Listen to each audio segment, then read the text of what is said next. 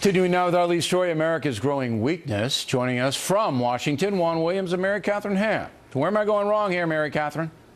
Well, I agree with you about a lot of what you said. I think we have a president who's pretty uncomfortable with the idea of American strength being a force for good in the world, and that's been some of the issue. I agree with you on the jobs and the median income and some of the worries about education and that kind of thing. I will disagree with you. I don't think, as somebody who's on the opposite side of the marijuana issue, that you restated my any arguments I've made to you very charitably. That didn't resemble anything that I've argued. I don't think it's a very hysterical movement for after 30 years of the drug war to say, hey, this isn't working in 2 states, go, let's try something different. So I'll put that out there. And then I think when it comes to the internet, I love it. I actually posted a selfie of myself on the internet before I came out here, and I'm still a functioning member of society.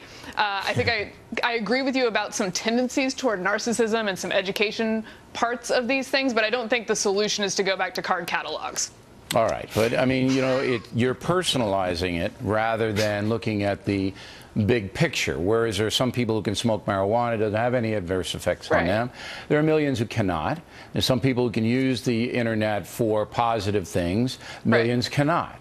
Because these are difficult things to handle. These are difficult things to handle.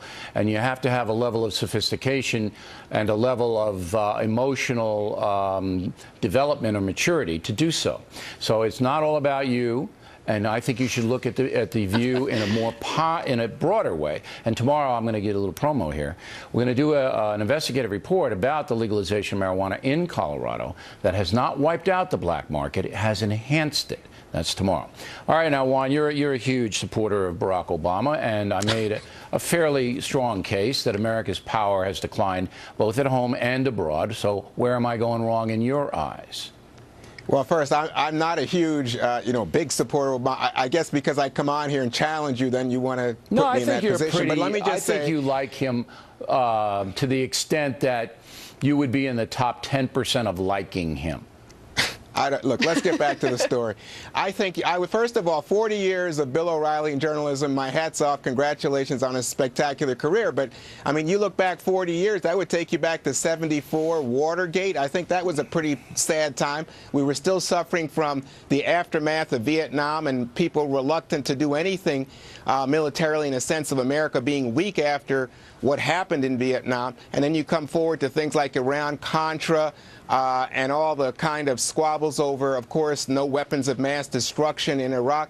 So I think we've seen times when we're highly divided. I won't even mention the 2000 election of the Supreme Court.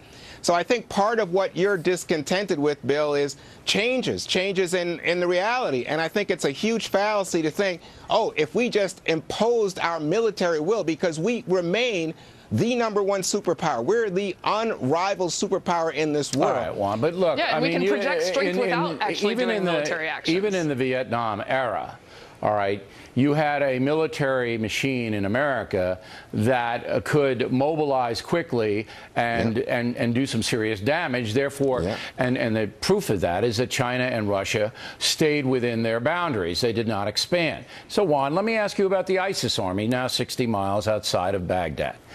President Obama has taken no action against them, no action to degrade them. They're taunting us now. They own more land, this ISIS offshoot of al-Qaeda, than any jihadist army in the history of the world now, okay?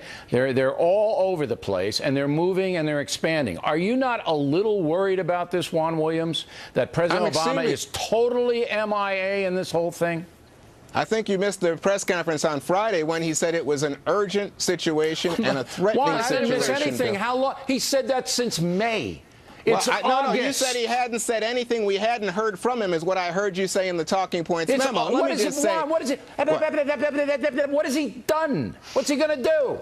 We don't know in some ways. We don't know, Juan. That's weakness. You want me to speak? Okay, so we have not seen the United States take pointed action. And again, you would have us going there right now. Does that bother you? No, because I doesn't. think you've got to understand we have got to take smart action. Judicious restraint.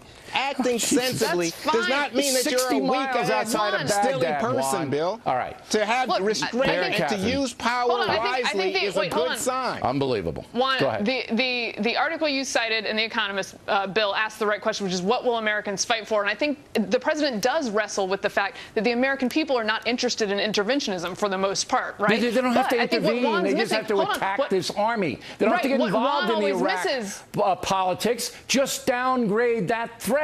That's all. Right. That's what I'm saying, Bill. And what Juan always misses is like, oh, we have to go in with military power on everything at every time. No, that's a straw man. What you're saying is if you are strong and this is what The Economist says as well, if you actually abide by your words and you don't draw red lines that then you abandon, then people listen to you. Look, and maybe things don't get to this point. I'm just going to say it flat out. To let this ISIS army do what they're doing, that is a dereliction of duty for any commander-in-chief of this country, in my opinion. But don't Juan, think that's all that's going on. Look, don't forget that. Don't forget Bin Laden. Don't forget Gaddafi. Don't forget the use of drones. Don't forget that we are in stopping the Russians in Ukraine. Don't forget this stuff. Juan, we heard it. You don't care that ISIS is 60 miles out. You don't want anything done. Everybody says it's a terrible situation. The but you don't act rashly, Bill. You think about what you're doing and then act in a way that has total consequence and gets rid of them. They're 60 miles away from Baghdad. Tamaresi in prison. The Mexicans not going to let him out. Any president would have had him out based on humanitarian. He has post-traumatic stress disorder. Let him go. Yeah. He can't get him out. Obama can't get him out. Bill, now you're doing the same thing Mary Catherine was doing. You're going off into the weeds here. Come on, that guy's not a serious issue. Let's get back to ISIS. Let's talk about global policy. Mary Catherine, you agree with me? He should have been out a long time ago. The question you've been asking for years, and I think it's the right one, is where are the dividends for not projecting American strength so that everyone likes us and things go better? And that's obviously a facile explanation, but that's kind of what we were sold, and I don't see the dividends, and neither do you. Gotta go. Directly ahead, the rise of anti-Semitism in the world. We will have a factor investigation. Later, Water's World goes Ivy League. Those reports after these messages.